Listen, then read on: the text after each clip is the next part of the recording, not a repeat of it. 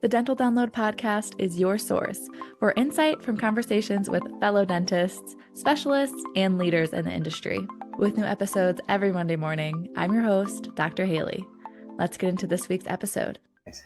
Okay, so this is probably my funnest episode we've ever had. We have Dr. Chad here. He is my boss. He owns this practice, but we're going to talk a little bit about Centerville Family Dentistry, Yes, ma'am. This first episode. And then we're also going to have another episode about your journey as a dentist, kind of how you got to where you are. So with CFD, maybe give people some background. When did you come here? What has the progress been like with the practice to get where it is today? Happy to do it.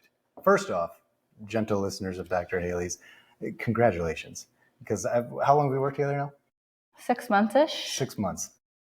If you're coming to Dr. Haley for entertainment, wisdom, life guidance, whatever it is, any of those three, how to make a methodical approach to decision making, like you picked the right one. Because it's been awesome to see you integrate into this place so quickly. And I don't know how this worked for all the other guests that may be watching or not. Dr. Haley has stepped up her game. I mean, she sent a really nice car to get me for this interview. It's been pretty amazing. So I appreciate it very much. And thanks for having me on. This is going to be amazing. I appreciate the time to sit with you. What was the first question? How did you get here with the practice? Yeah, just how did CFD start out and how did it get to where it is today? Let's do it. So CFD, Centerville Family Dentistry, where we are sitting now, we are in the waiting room of Centerville Family Dentistry. This started in 1983, so way before me. I was born in 87. But a guy named Dr. Shields started this practice in 1983 in a one room. I think he rented it from a medical doctor. So basically the medical doctor called.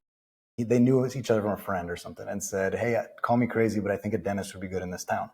And he rented it, started it up. He grew it to about, I think, 6 ops, 2,000 square feet from 1983 to 2013. The way I got here was 2 months before dental school was done. I didn't have someone like Dr. Haley in my life. I didn't have you like mentoring and saying like, hey, you got to figure stuff out. So I figured like, oh, I need to get a job. And I knew I wanted to be in Kalamazoo because my brother lives in Kalamazoo. My parents live in Cassopolis. And so I literally brought up Google Maps and I started cold calling offices.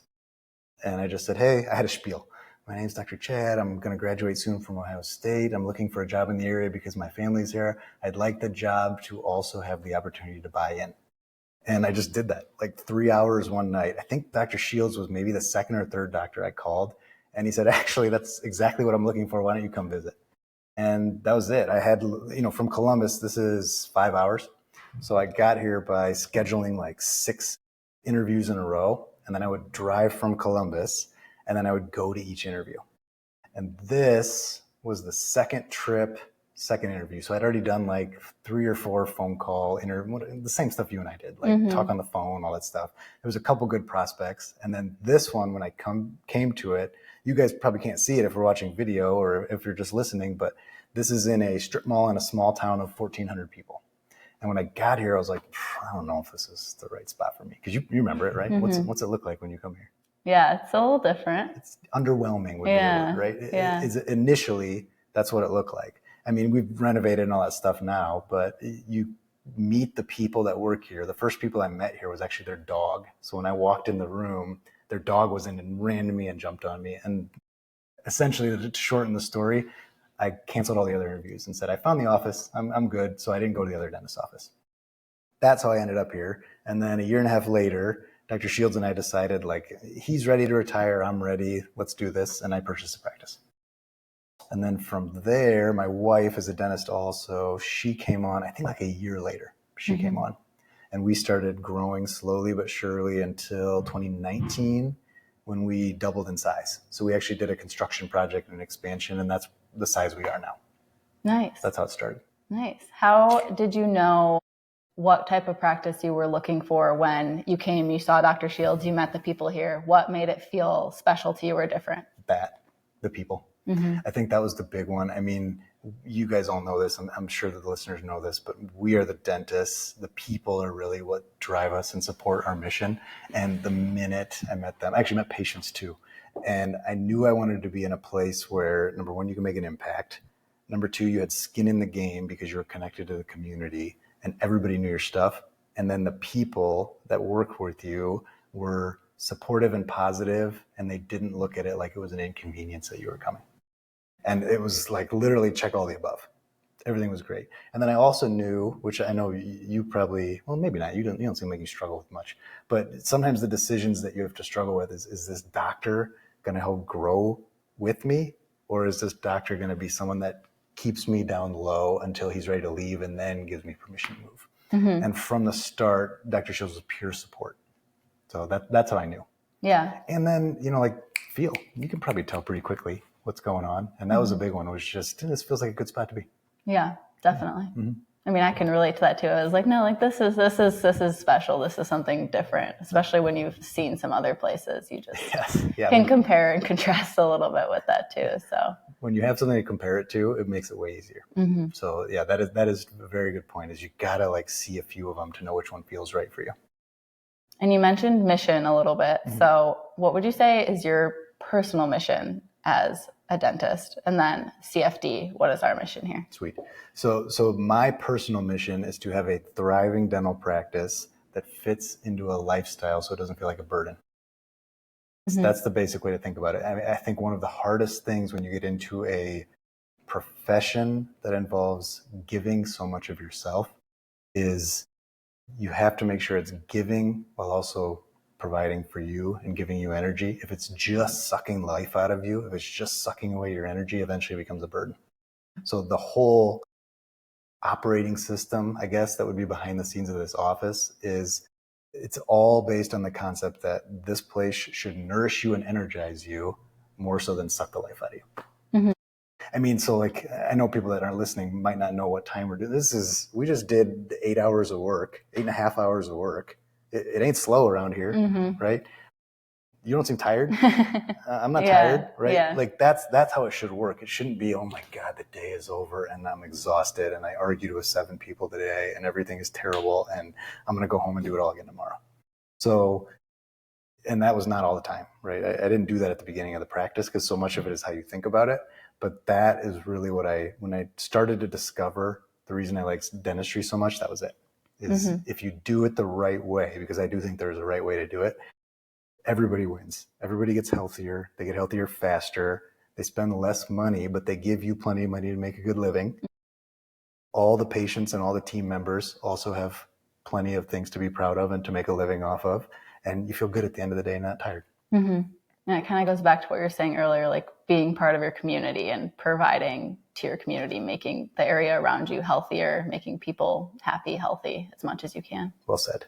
That's pretty much it. Yeah. Now, the way that looks to a patient, because you can't say that all the time to everybody, it takes a lot of breath, is one foundational thing. We believe that you deserve to know the truth about the state of your health so you can make smart decisions. That's it. And so what we try to do every day is get all the barriers that are in people's minds out of the way so that they can get to wherever they want to get. And then the other flip side of that is we have to help them have bigger goals. So that's, most people want 2 things when they call an office. Do you take my insurance? Can I get a cleaning? That's where they start. But the biggest thing that we've committed to as far as making breakthroughs is it's where they start. It doesn't mean they have to stay like that.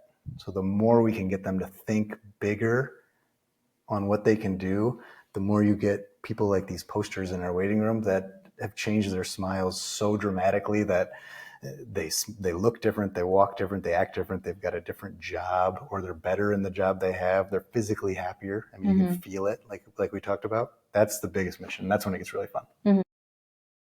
Did you have kind of a moment of coming out of school to now where you decided, like, I need to make things more concise and clear like that, when it's like trying to communicate to patients, like, here's what we do here and here's why we do it? Yeah. So like, meaning, do you have a way that you can distill that down so a patient understands it? Is that kind of the question? Yeah. Yeah, I do. I wouldn't say it's a moment. I think it was probably when you stare at enough patients and realize you said way too many words, you start to realize, like, oh man, what I'm saying is impactful, but I got to figure out how to say it more simply because mm-hmm. nobody's paying attention that long. Yeah. So yeah, there was probably many little moments where we realized that we had to simplify the message down mm-hmm. quite a bit. And then the other flip side of that too, Dr. Haley, is we got bolder. And so anybody who has been comfortable around people or has been around people for a long term, they can understand this. The more comfortable you get around people and the more you trust people, the more direct you get with how you speak, which is not a bad thing as long as you know how to speak well. So yeah, we definitely were able to simplify it, but I think the way to do it was the more times you do it, the bolder you get, and then the simpler it gets. Is there anything else you would say that's unique or special about how we operate here? I mean, the people. Every person here, you can't say every day, right? People get tired. People have stuff going on at home. Weather's bad, car's broken, but most of the people, most of the time want to be here, which is pretty powerful. I mean, it's about that simple. If you really focus on making the environment positive, special things happen. And one of the most special is all the people that you're working with want to work with you. Yeah.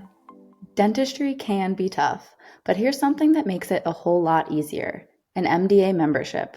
I can tell you firsthand how the MDA has helped me navigate everything from practice management to finding affordable continuing education. It's like having a team that's always rooting for you, providing resources, connections, and expert advice whenever you need it. And with free HR and legal consultations, I know I'm covered without worrying about steep fees. Secure your 2025 membership today at michigandental.org/2025. Another thing you were talking about, patients call, can I get a cleaning? Do you take my insurance? Things like that.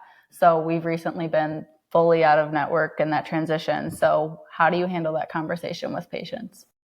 Oh, that's a good question. Do you mean specific language, or how do you in your mind hold the courage to have the conversations no matter what the words are? Well, let's do both. Okay. I guess it's both good things. Yeah. So like, is the question, do you take my insurance? Yeah. Yeah. The short answer is yes. Of course we do.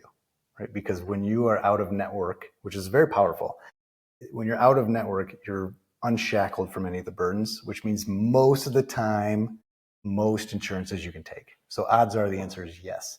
What it doesn't mean is that you're going to take it the way everybody thinks you're going to take it, which is we'll bill stuff. We're going to cross our fingers that an insurance company pays us in a little bit. So yeah, the short answer is, the way I say it is, yeah, of course we do. We're not going to rely on them to get you healthy. We're going to use every dollar that they can give you because you're lucky to have it and it's nice of them to have it. But insurance is made for maintenance. So like a lot of times you have a line graph and you say, look, patient, up here is healthy. This is you. You've got to ante up to get there. They're not going to help you get healthy. They'll help you stay healthy when you get there, but there's got to be an ante up of energy.